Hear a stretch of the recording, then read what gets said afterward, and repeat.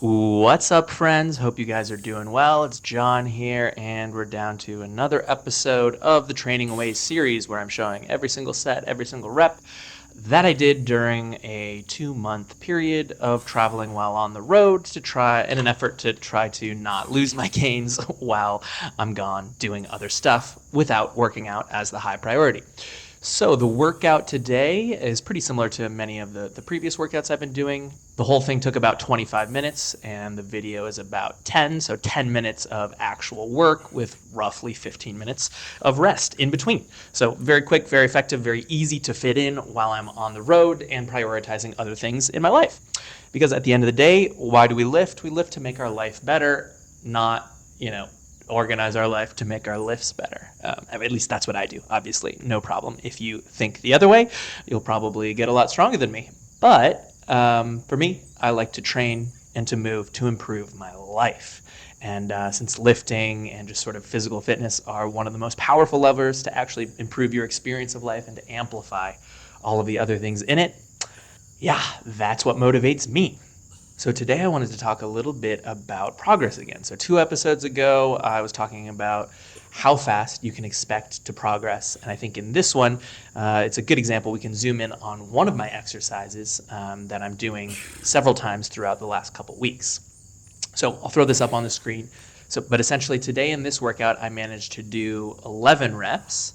And when I started this exercise 6 sessions ago, I was able to do 7 reps. So if you've watched these videos before, you'll know that for all of these sets that I'm doing while I'm on the road, I'm doing these sort of high intensity style. And that is to say that I might do a warm-up set, but then the actual working set is just 1 set to failure. So you can see that on the very first one, I managed 7 reps. The next week I add 1 rep. The next week I add 1 rep again. Then I get to 10 on the next one, I get stuck at 10 the next time, and then finally I hit 11 on the 6th one. So this is one of the reasons that I really like high intensity style or just training to failure in general, at least on 1 set, because it gives you a good test of where you are. And so that when you make progress from session to session, you can be pretty certain that it's actual progress and not just you changing your technique or modulating your effort after the fact and maybe just trying a little bit harder. If you actually train to failure and you try several reps beyond failure, you can be pretty certain that you are getting a bit stronger from session to session. Of course, there are exceptions to this. Obviously, when you're doing exercises, there is a skill component, there is a technical aspect. So it's possible to fail a rep because you sort of lose the technique. And so the limiting factor on that last rep might not be your actual strength. It could just be how you performed the repetition. However, when you're using slightly higher reps, and I would say in this case, more than 8 or so, the chances of technique being the limiting factor for you is not so high as if you were trying to do singles or doubles. So in this case, on Tuesday, September 10th, I did Bulgarian dips for the first time. Not the first time in my life. I reckon the last time I did them was probably 6 or 7 years ago when I was sort of getting into calisthenics and body weight training for the first time before I'd ever really lifted weights. And the last time I would have done this, I was probably like 10 kilos lighter than I am now. So it feels a little bit different. So when I did this exercise the first time, I noted in my comments that it gave me a little bit of pain in the right shoulder. It kind of felt like a little bit like a shoulder impingement or something like that, but just sort of a small acute twinge in the shoulder that I was a bit wary of. But as I talked about in some previous episodes, I don't think that feeling pain is necessarily a reason to stop an exercise. It's a reason to pay attention, to write down what you feel, and notice if you continue to try to progress and work hard over time, does it get better or does it get worse? If it gets worse, then that's a good sign that you probably do need to change something. Either you need to reduce the volume or the intensity or momentarily switch to another variation that works similar muscles while you either nurse the injury or just develop better general overall strength and capacity to be able to handle that. But oftentimes it doesn't get worse. It actually gets better over time if you just stick with it. And I think this is something that people forget.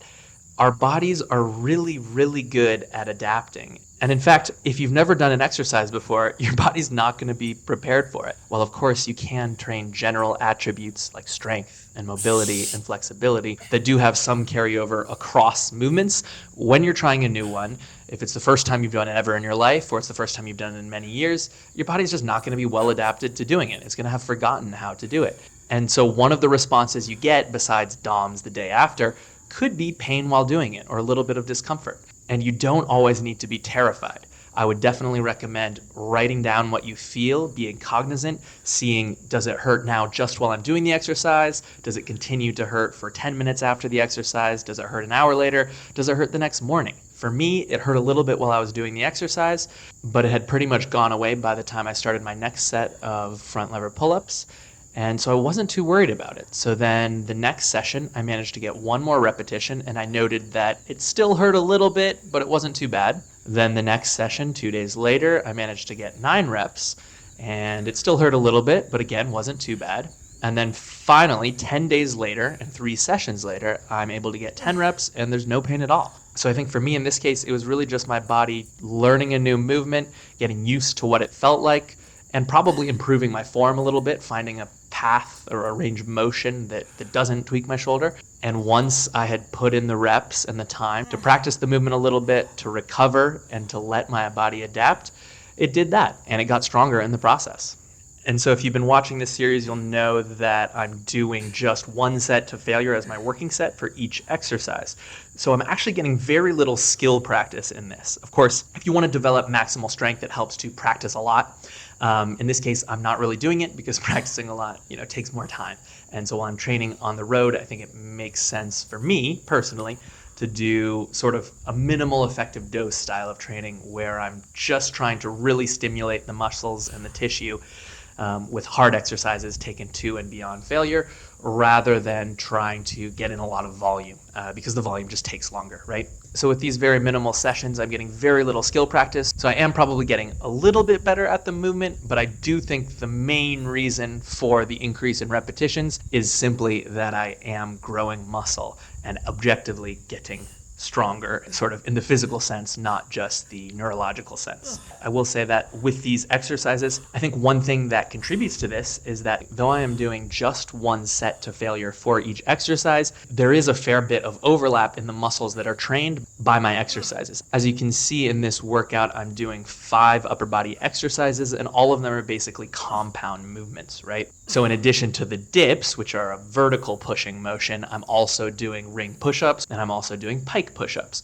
So I'm getting 3 exercises that all work the triceps to some extent, that all work the shoulders and the deltoids to some extent, and all work the pecs to some extent. So while there's not probably a huge amount of skill overlap in between them, the muscular overlap is actually quite large. So I'm getting more than just 1 set of volume in. I'm actually getting 3 sets worth of volume for these muscle groups, all from different angles and slightly different movement pattern. So in this way, by choosing a bunch of compound exercises rather than just isolations, you can sort of do your bodybuilding style workouts in a way that is actually quite minimal. You can manage to hit a huge part of your upper body with very few exercises and very few total sets just by choosing different variations of pressing and different variations of pulling.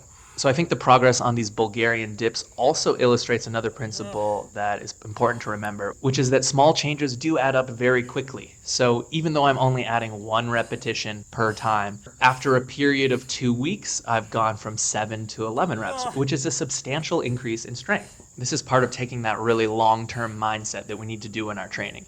We're going to be training for years and decades, and it's on those time scales that the real gains will start to emerge.